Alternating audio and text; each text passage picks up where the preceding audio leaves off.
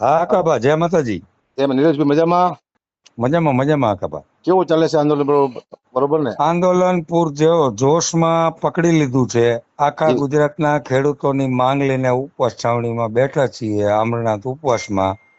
તમારા ડાયરાથી ખૂબ ખેડૂતો પ્રસન્ન અને આનંદમાં આવ્યા છે કે ભણનો દીકરો મરદનો દીકરો એક ગુજરાતમાંથી, કલાકારમાંથી એક જ મરદનો દીકરો આવ્યો ખેડૂતના સમર્થનમાં. જી એટલે ખૂબ ખૂબ રાજી હે, ખૂબ આનંદમાં હે. તમે જોયું તું કે માણસો નતું હમતું, બધું લોક થઈ ગયું હતું, રોડ રસ્તા. જી જી મને માતાજી પ્રેરણા કરી. મને હા વિશ્વાસ, તો મને સાચું બોલવાનો જે મને આ જે મોકો મળ્યો ને, હું ભાગ્યશાળી છું. કારણ કે એક અંદર ગુજવાતો જ કીધું ને, મારે સાચું બોલવું હતું.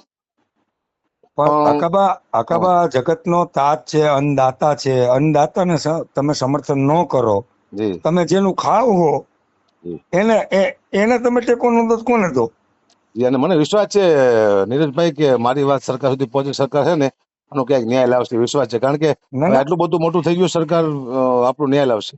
ના ના, લાવવો જ જોઈએ. સરકારે જો તમારા જેવા કોઈ કલાકારો છે, સેલિબ્રિટીઓ છે કે જર્નાલિસ્ટો છે, એવા લોકોને મધ્યસ્થી થઈ, હમ આજે માનો કે ખેડૂતો જતા હોય, ખેડૂતની ટીમ બોલાવતા હોય, તો એની સાથે મધ્યસ્થી થઈ સંસ્થાના, કોઈ સારી સંસ્થાના બિનરાજકીય આગેવાનો હોય એવા આગેવાનો, જી ડાયરાના કલાકારો છે કે કથાકારો સારા કોઈ છે, જી એવા એ મધ્યસ્થી બનવું જોઈએ. ખેડૂતોને ટેકો દેવો જોઈએ અને ખેડૂતોના હિતની વાત સરકારમાં મૂકી અને સરકારને પણ સમજાવવી જોઈએ.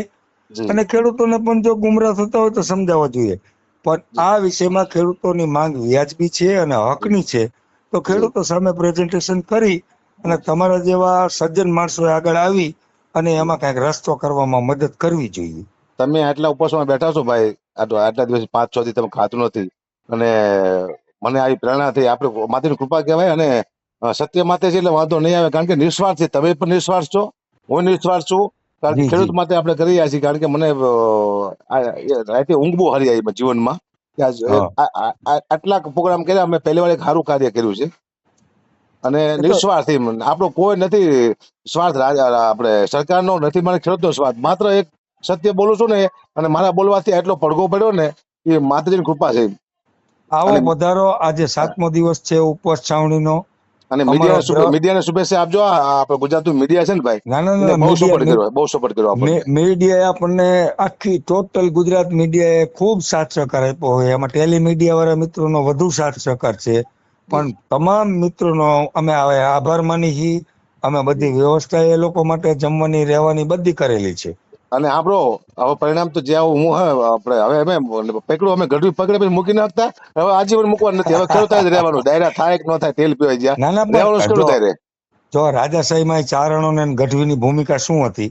જી જ્યારે કાંઈ રાજની અંદર અઘટિત ઘટના બનતી હોય અથવા તો હમ, રાજનું નુકસાન થતું હોય, હમ, ત્યારે ચારણો અને ગઢવીઓ જી એ નુકસાની રોકવા માટે આગળ આવતા. જી જી જી જી બરોબર છે. તો એક જી તમારી તો તમે રાજદ્વારી કહેવાય, જી રાજના દ્વારી કહેવાય. એટલે જી રાજનું અઘટિત થતું હોય ત્યારે હમ, હું તો એવું કહું છું કે તમારા આખા ચારણ સમાજને, આખા જી ગઢવી સમાજને જી આ ખેડૂતોના સમર્થનમાં જેટલા ડાયરા કરે છે ને જેટલાને બોલતા માં હમ, ભગવતીની સોનલાઈની હમ, કૃપા હોય હમ, અને જેના કંઠે સરસ્વતી આવી હોય જી. અને માં ખખડતી હોય, એને જી ખેડૂતોના સમર્થનમાં આવવું જોઈએ.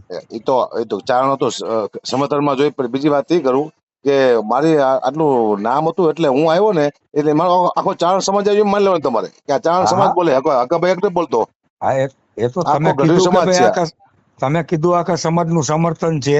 જી પણ મારી એક લાગણી છે જી કે આજે કોઈ પણને હમ, સંત સુરા ને દાતાર જે માના પેટમાંથી ઉદરમાંથી જન્મે ને બાપુ, જી એવી જ રીતે ચારણ અને ગઢવીના હા. કંઠે સરસ્વતી બિરાજમાન છે.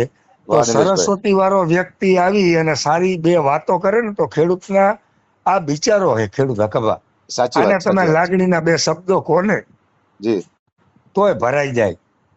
ના આજ ના તમાર નિલેશભાઈ, હું તમને એક શુભેચ્છા આપું છું ભાઈ. તમે શરૂઆત તમે આ કરી અને તમે મને બોલાવ્યો ને, વાહ વાહ. અહીંયાથી આ કામ શરૂ થયું છે. અને હવે બહુ જલ્દી ન્યાય સરકાર આપશે, મને એ વિશ્વાસ છે.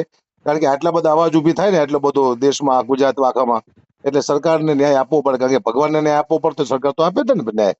આપે આપે, આપણો અને કોઈ સ્વાર્થ તો છે નહીં આમાં. આજીવન ખેડૂત સાથે શું હકાબા બોલ્યા એટલે બોલ્યા. હવે પ્રોગ્રામ જે એક બાજુ આવે કે ન આવે, જે માતાજીની હવે જે થવું હોય થાય, પણ હું હવે ખેડૂતને મૂકવા નથી, ચિંતા ના કરતા.